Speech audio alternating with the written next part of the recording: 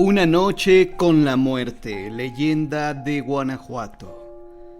Han transcurrido muchos años de esto que voy a relatar, y sin embargo todavía me queda la impresión de aquella noche sombría en que estuve de visita en la casa de la muerte. La tarde del 2 de noviembre de 1925, Día de los Fieles Difuntos, me encaminé al cementerio municipal para llevarle un ramo de flores a Telina, prima hermana mía, que se había ausentado para siempre ese mismo año, cuya separación había dejado un inmenso dolor en el hogar y en mi corazón. Esa tarde el recinto de la muerte era un inmenso jardín matizado de flores y coronas que adornaban tumbas, nichos, mausoleos y monumentos. Una enorme cantidad de visitantes llenaban la mansión donde la vida descansa en el sueño eterno.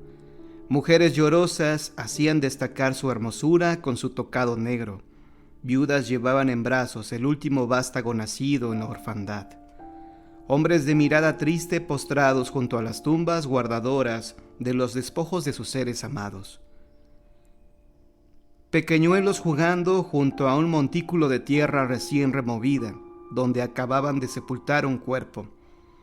Ahí cerca, la oración fervorosa mezclada con sollozos en labios de una mujer deshecha en llanto, pidiendo descanso eterno para el ausente. La plegaria del viento que se esparcía entre el follaje de los cipreses y el arrullo de la tomasa despidiendo los últimos reflejos de la tarde que se iba por el ocaso, como se nos va la vida. La noche llegó con su cargamento de estrellas y el manto de sombras cubrió el contorno de las montañas. De la ciudad subió el quejumbre funeral de las campanas tocando a muerto, cuyo sonido hacía más triste la fisonomía de la tarde. Los deudos y visitantes abandonaron el cementerio que se quedó silencioso y lleno de flores.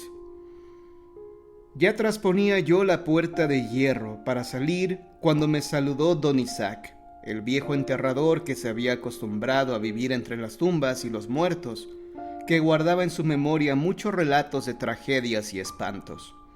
Me invitó a participar en una singular aventura.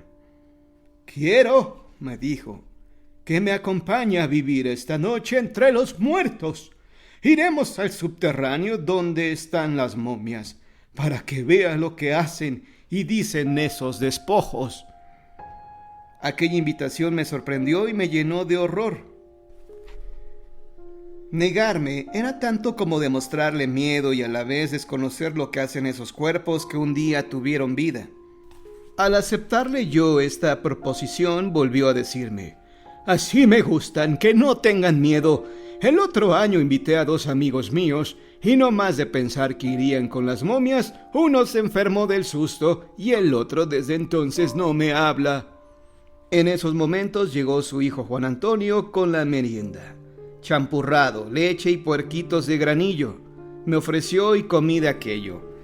Abajo, a través de la puerta de hierro, Guanajuato esplendía con sus miles de luces como cocuyos prendidos en los cerros. Las campanas habían cesado de doblar y el silencio era imponente. Después de permanecer casi 1 hora sentados, contándome que él había visto de cerca la Llorona y un jinete sin cabeza, me invitó a que fuéramos a la capilla a rezar un rosario de difuntos por el alma de Cirilo, el degollado, cuya cabeza se encontraba en el altar. Al llegar a la puerta de la capilla salieron graznando 2 lechuzas. «Estos animalitos vienen aquí todas las noches a beberse el aceite de la lámpara que alumbra el recinto». La capilla presentaba un aspecto sombrío. La luz parpadeante de la lámpara proyectaba un débil reflejo, dándole a las cosas formas lúgubres y misteriosas. Ahí estaba la cabeza apergaminada de Cirilo, que murió de susto al saber que iba a ser fusilado. «Cada año le crece 1 centímetro el pelo de la barba y la cabeza. A muchas personas les ha hecho milagros». Terminando el rosario, le dijo a su hijo: «Hoy mi amigo y yo vamos allá abajo, y para que ninguno de los 2 nos salgamos, cierras con candado el escotillón de la escalera, y mañana hasta las 6 de la mañana nos abres». Enseguida nos dirigimos a la puerta de entrada. Él bajó primero y yo lo seguí. Un frío helado como la caricia de la muerte tocó mi cara. A tientas bajé los escalones porque la oscuridad era completa. «Aquí no hay que fumar», me dijo al oído, «ni debemos hablar en voz alta, sino quedito para no turbar el reposo de estos cuerpos». Guardamos silencio cerca de 2 horas que para mí fueron siglos. «Oiga», me dijo él, y comencé a escuchar un murmullo tenue como de voces lejanas y melodiosas, algo así que venía de ignotos lugares. «Todos los años a la medianoche del 2 de noviembre se escucha todo eso que vamos a oír. Son las almas de estos difuntos que empiezan a rezar. Son voces de hombres y mujeres que musitan oraciones. Después los escucharemos cantar». Y efectivamente, rezaban oraciones que para mí eran desconocidas, por la forma tan distinta a las que se escuchan en los templos. Oraciones que se iban diluyendo en las argentinas voces de esas bocas desdentadas y secas, esas bocas que creemos enmudecidas para siempre. Después callaron y el silencio profundo volvió a reinar.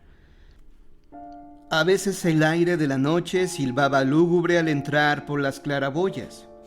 «Ahora van a cantar», me dijo don Isaac. Del fondo de la galería se inició un canto que no era de este mundo, algo así que tenía una rara sinfonía con matices de concertina y salterio, que cautivaba mis oídos por la dulzura de su acento. Cantaban muchas veces y cada una tenía un tono diferente de cuyo conjunto brotaba una melodía inefable y tierna. Aquellos cantos me atraían, lejos de acordarme, serenaban mis nervios y deleitaban mis oídos. Había voces quejumbrosas, otras cristalinas y exquisitas, las de más allá graves y esotéricas, porque eran de hombres que acompañaban con sus lamentos musicales a las mujeres. La oscuridad del recinto y lo avanzado de la hora hacían que los cantos me fascinaran por su acento melodioso y su expresión diáfana, ya que las sombras de la noche me ayudaban a imaginarme que se trataban de voces vivas y no de muertas, voces que tenían la dulzura de bocas que cantaban con el sentimiento dulce y emotivo de quienes expresan en un arpegio lo que no es capaz de expresarse en otra forma. Poco a poco fue apagándose el coro de voces, como si se alejaran lentamente, hasta quedar en una tenue musicalidad que se volvía divina, doliente y apacible. Después, todos callaron simultáneamente, y el silencio volvió a enseñorearse de la oscuridad, un silencio de tumba, imponente como el misterio de la misma eternidad. «No tardan en llorar», me informó don Isaac.